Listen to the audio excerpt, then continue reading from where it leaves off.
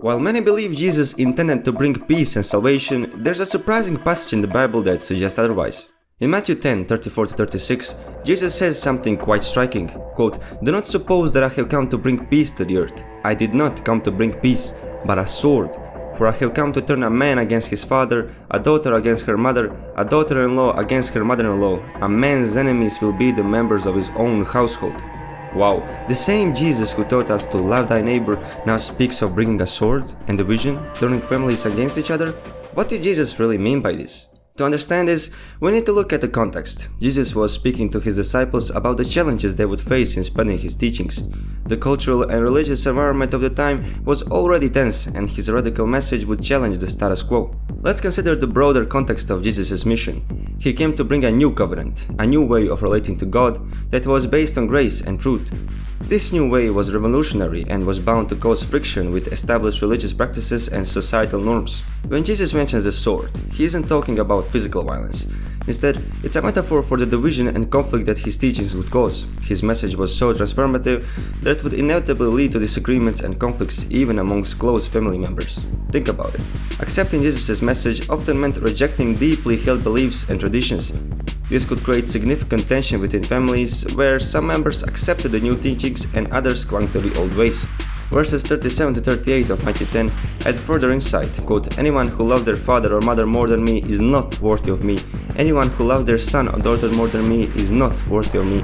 Whoever does not take up their cross and follow me is not worthy of me. Whoever finds their life will lose it, and whoever loses their life for my sake will find it." Jesus knew that following him required a deep commitment that not everyone would accept.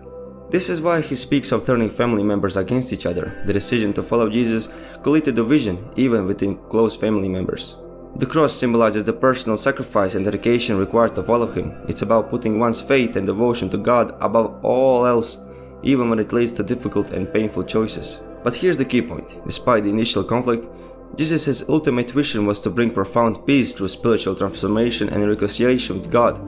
The sword represents the necessary disruption that precedes a deeper, lasting peace. Jesus offers a peace that is different from worldly peace, a peace that comes from being reconciled with God and living in accordance to His will.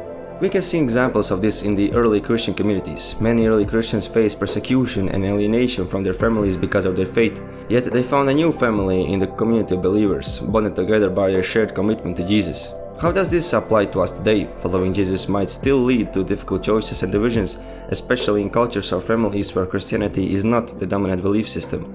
But these challenges are part of the transformative process that Jesus initiates in our lives.